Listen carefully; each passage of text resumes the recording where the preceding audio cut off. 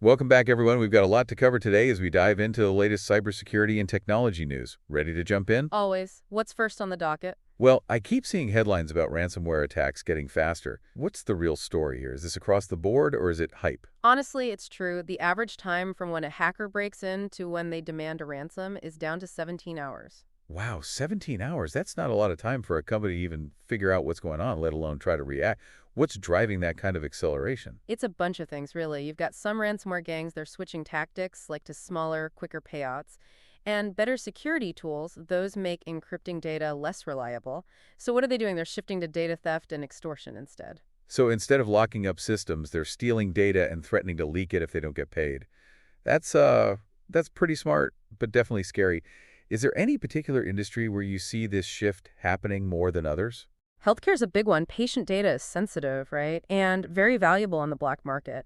That makes healthcare organizations a lot more likely to just pay up and pay up quickly. Yeah, I can see that. It sounds like backups alone aren't enough anymore.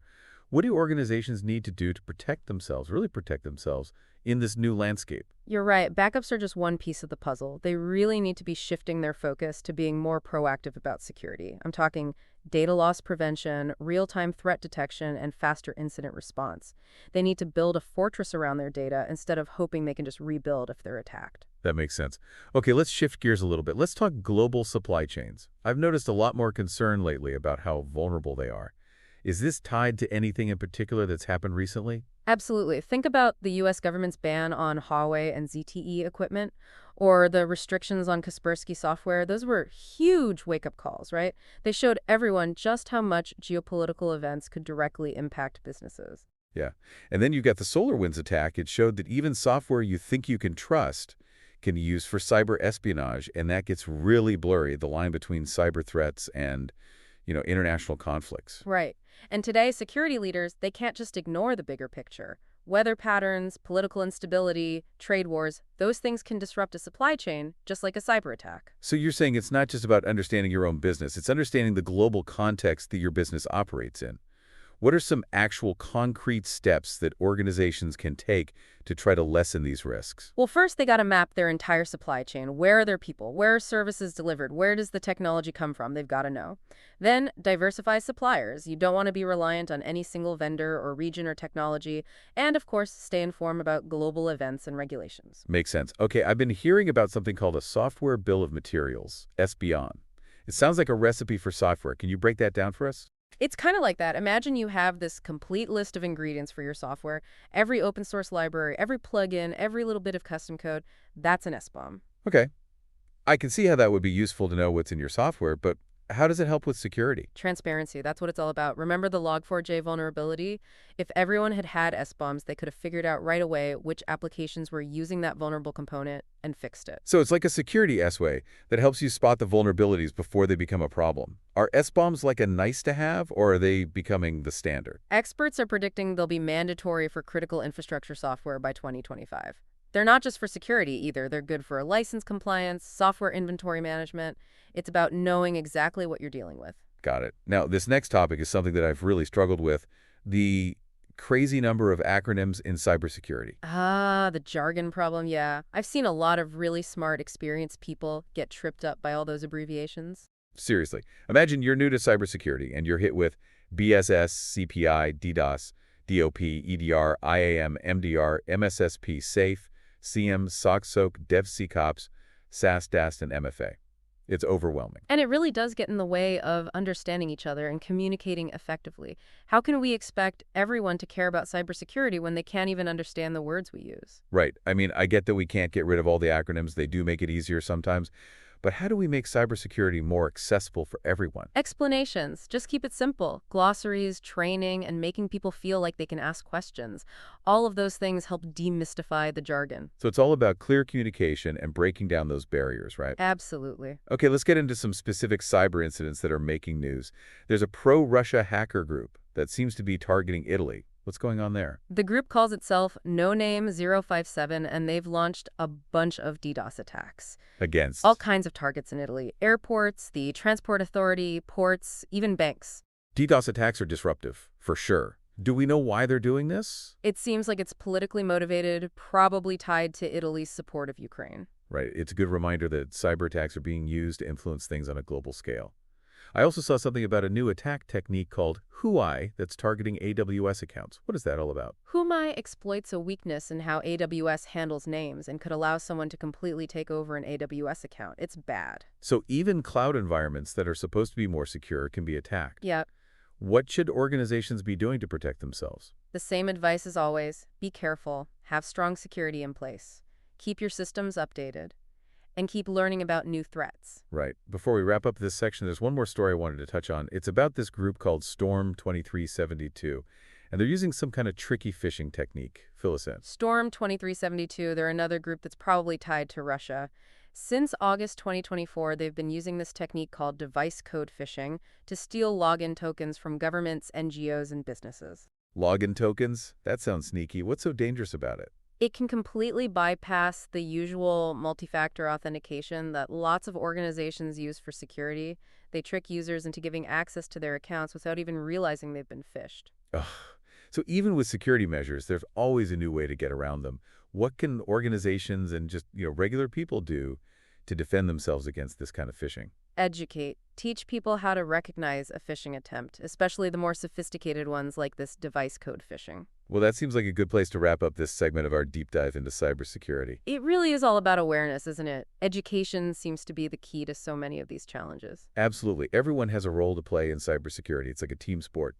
Speaking of teams, let's talk about law enforcement and surveillance technology. You're talking about the Electronic Frontier Foundation's Atlas of Surveillance. Yes, exactly. This interactive map that shows all the different surveillance tech that police departments across the U.S. are using. It's a great tool, kind of unsettling, but it gives you a real look at the level of surveillance we have in society these days.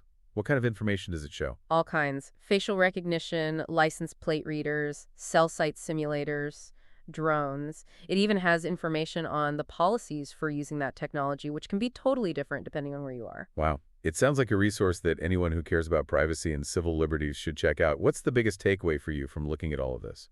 Just how much surveillance tech is out there. It's everywhere, in big cities and small towns. And a lot of times there's not much public oversight or transparency. That is a little concerning. Makes you think about how we balance security and privacy in this digital world we live in. Yeah, it definitely raises some big questions. It shows us that we need to have some serious conversations about surveillance and how it impacts our basic freedoms. We need more transparency and accountability. Okay, let's go back to something we talked about earlier, the speed of these ransomware attacks. You said the average is 17 hours, but there are some groups that are even faster. Yep, groups like Ransom Hub, LinkSync, Akira, and Play, they're hitting their targets in less than 8 hours. 8 hours, that's insane. It puts so much pressure on organizations to respond. How do these groups even manage to work that fast? Well, think about it. They're like businesses themselves. They've got streamlined processes, they're automating tasks, and they're using advanced tools to make the biggest impact. Plus, when they just steal the data, it makes victims more likely to pay quickly. So it's technology, yeah, but also how they're organized and the strategies they're using. What does all this mean for organizations that are trying to defend themselves against these attacks? It means the old ways of doing security aren't good enough anymore. They have to be more proactive and faster to react. Focus on early detection, rapid response, and protecting the data itself. Right, because it's always better to prevent the attack in the first place. But when an attack happens, you got to be ready. Now let's talk about software supply chain attacks. It feels like it doesn't matter how big or small you are, everyone's a target. That's the truth. Big tech companies, small businesses, every size is vulnerable to attacks that hit their software supply chains. It's a domino effect, right? If one piece falls, the whole thing can crumble. What makes these attacks so hard to defend against? Well, software development today is so interconnected that it's tough to keep track of every single component. Attackers can find a weakness in an open source library, a third-party plugin, even custom code, and use that to get in and steal data or cause chaos. So you're not just securing your own systems, you're securing everything you use. What can organizations do to make their software supply chain more secure? First, bake security checks into every stage of the software development process. Do code reviews, look for vulnerabilities, do penetration testing, and use tools like software composition analysis to find and manage those open source components and make sure they're not vulnerable. Right, and this is where SBOMs can be a big help. Exactly. They give you that transparency into the software components. They can help you find and fix those vulnerabilities before they become a problem. It sounds like they're really important for securing the software supply chain. Now, this last topic isn't always talked about, but it's really important. Communicating about cybersecurity can be really tough. You're going back to the acronym and jargon problem. Yep. The cybersecurity industry loves its acronyms and technical terms, but that creates this big communication barrier between security people and everyone else. It does. How can we expect people to understand and follow security rules when they don't even know what we're saying? Exactly. It's like we're speaking a different language, and when people don't understand the risks, they don't know how to protect themselves. How do we fix this communication gap? Be aware of who you're talking to and use language everyone understands. Don't use jargon unless you have to. Explain things simply, and make sure people feel okay asking questions. So meet them where they are, right? Speak their language. What can organizations do to improve how they talk about cybersecurity? Make a glossary. Define those terms in plain language. Have regular security awareness training, but make it engaging and relevant to what people actually do in their jobs. And encourage feedback. Make it a safe place to ask questions and share concerns. All good ideas. When people can communicate well, it creates a better security culture overall. It really does seem like clear communication is so important for almost everything in cybersecurity. You got it. If you don't have clear communication, things get misunderstood, there are delays, and that's how breaches happen. Well, we've talked about a lot today. Ransomware attacks are getting faster. Software supply chain vulnerabilities are a growing threat. And we've got to be able to talk about all of it in a way that makes sense. Cybersecurity never stands still, does it? Nope. I think the big thing to remember is that cybersecurity is never done. You can't just set it and forget it. You have to constantly be watching, adapting, learning. The threats are different now than they were just a few years ago, and they'll keep changing. So no being complacent. Exactly. We can't just sit back and relax. We need to know what threats are coming. We need to invest in the right security tools and technologies, and we need to make sure everyone in our organizations is aware of the risks. And it's more than just the technologies, right? It's the people, the processes, how we communicate. You said it. Everyone has a part to play in cybersecurity. We hope you'll take what we've talked about today and use it in your own life and work. Keep asking questions, stay informed, and stay safe out there. Knowledge is power. The more you know about the threats out there, the better you can protect yourself and your organization. Great advice. We'll be back soon with another deep dive into the world of cybersecurity and technology.